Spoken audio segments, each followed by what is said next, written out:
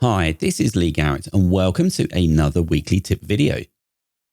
I've had lots of requests for more Alfred coverage as well as some more workflows with applications that I use day to day. So in this tip, we're going to look at a feature in Alfred that I use so many times a day I couldn't even begin to count. And that's the Clipboard Manager. Yes, there are dedicated Clipboard Manager tools out there that you can buy for macOS. However, if you're a Power Pack subscriber with Alfred, as I am, then the clipboard management is more than enough for me to do what I need day to day. The default shortcut for the clipboard viewer is ingrained into my brain, and I've also put a dedicated button on my Logitech mouse and my Stream Deck. So as long as you have at least this option checked here, you can work in an application like Numbers, copy some text here from the cells with Command and C, and they're going to stack up in your Alfred clipboard. Then when you need to paste them, so here in this email explaining some disappointing financial results, I can simply use my shortcut to open the clipboard viewer, then the arrow keys to select the one I want, and there it is. But I'll bring the viewer up again, come down to February here, then finally I'll key in the shortcut on the right, so Command and 4. Very quick and easy way to get historic clipboard information. And I'm going to have the last 7 days worth of plain text that I've copied here in the clipboard. Now, if I want to carry that out on multiple cells, that's fine. It's exactly the same process. And I do this a lot every single day. So that's all 3 months there. Now I'll switch to mail. And just like before, I can use the clipboard viewer to slowly paste those in. Now, as well as the basic copy and paste functionality that we've seen there, I'm also going to show you in this video how merging clipboard items works. So just like in that previous example, I can copy January here as normal. But when I copy the next month, February, I'm going to double tap on the C button. And then I'm going to double tap the C button here for August as well. Then, depending on how I've got it set up, over here in Mail, the paste is either going to be separated with a space, or if I'm copying multiple values that may look a little bit strange if they're all pasted one after the other in a long line, I can simply paste them on individual lines, which looks a lot better in this instance. So let's switch across to Alfred preferences now to see how all of this can be set up.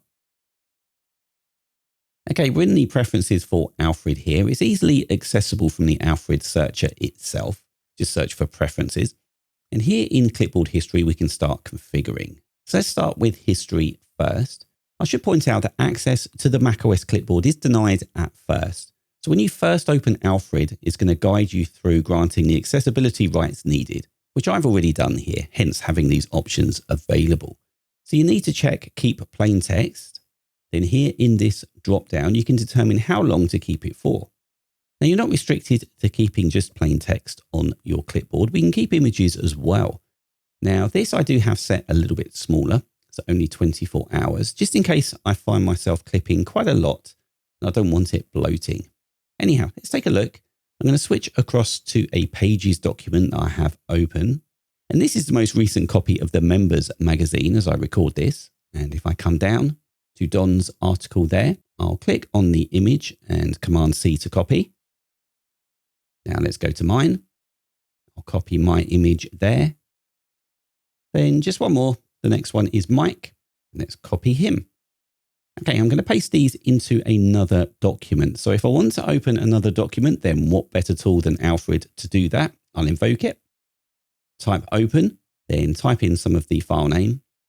There's a nice blank page here for me to start pasting into. So I'll bring up my clipboard viewer. The images are there, so I'll select one. Then let's come down, go to the clipboard viewer again, and I'll paste in this one here. And then finally, here we have Don's handsome visage there for us. So images are easy to stack and find in your Alfred clipboard as well. So that's plain text and images. If you want to keep links to files in your clipboard as well, then that's totally a thing. So a little bit like keeping them on a shelf, ready for pasting somewhere later. Again, something I use several times a day and probably something that comes as most of a surprise to people when I say that Alfred can do this. Again, the same retention options as the others with this. Now I'll switch across to Finder and I'll just select this file here. Press Command C to copy the link, then select another one. And then finally this one here I'll copy as well. Now let's double click to go into this folder here. And if I bring up my clipboard viewer, I see the 3 file links at the top. Now you aren't restricted to using arrow keys or the keyboard shortcuts on the right, thankfully. As this list grows, you can type to search for specific files here. And I'll add this one with Command and 3. And you can see it's pasted in. Then once you're familiar with the keyboard commands, you'll find that you can paste items very quickly indeed. Okay, let's close this. And we've covered what you can copy. So here you can click to assign yourself a different hotkey to bring up the viewer if you wish. Just type in the characters that you want to use. Now I'm going to keep it as it was. It's quite an easy one to remember. If you do forget it though, you can have an Alfred keyword for it here. So I'll invoke Alfred, type clipboard, and we can see that brings up the clipboard viewer as well. And I'll press escape to come out. You can clear your clipboard history with this button here or the keyword clear. If you don't want to wipe it all, especially if you have 7 days worth built up in there, but you've been working on a very temporary project, perhaps that you know you're not going to need again, you can just clear the last 5 or 15 minutes there. Now this section on snippets here, we're actually going to cover at the end of the video. So we are going to come back to this. And down here, if you're making use of the universal clipboard, so that's the clipboard that works between your macOS, iOS and iPadOS devices, you can opt to ignore either text and images from other devices, from file lists, or indeed both of those. Now I have it set to ignore file lists because A, that's the default, and B, I very rarely need to know the file location of something on another device because it's quite hard to access it. Let's take a look at how we can merge the clipboard items together now, and it's all very simple from this section here. So at the top, we need to check this box to fast append selected text. And this is where you can double tap the C button when copying, and what this does is add it or append it to the last item that was added to the clipboard. Then you can continue to build this with more items. So earlier in the video, I did this with the 3 months in the numbers document. This checkbox immediately places the new appended items directly onto the clipboard so that as soon as you press Command and V, it's going to paste it without you needing to bring up the clipboard viewer again. Now this drop down here determines how the text is going to be added. So in the first example, I appended it with a space between the items, and then for the second one, I ensured they were on a separate line. You can also elect to not have any separation if you just want to have a long string of joined up text. Then finally, it's useful to have a sound playing when you're doing the appending, just so that you've got some validation there it has taken okay. There are some advanced options here as well.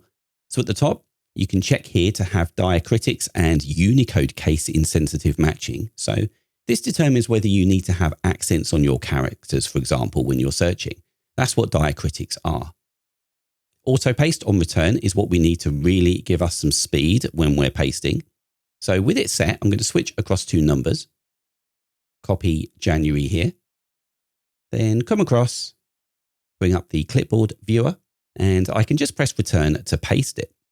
Now, if I switch back across and uncheck this, I'll move back, copy this one, bring up the clipboard viewer again, and if I press return, we can see there's nothing.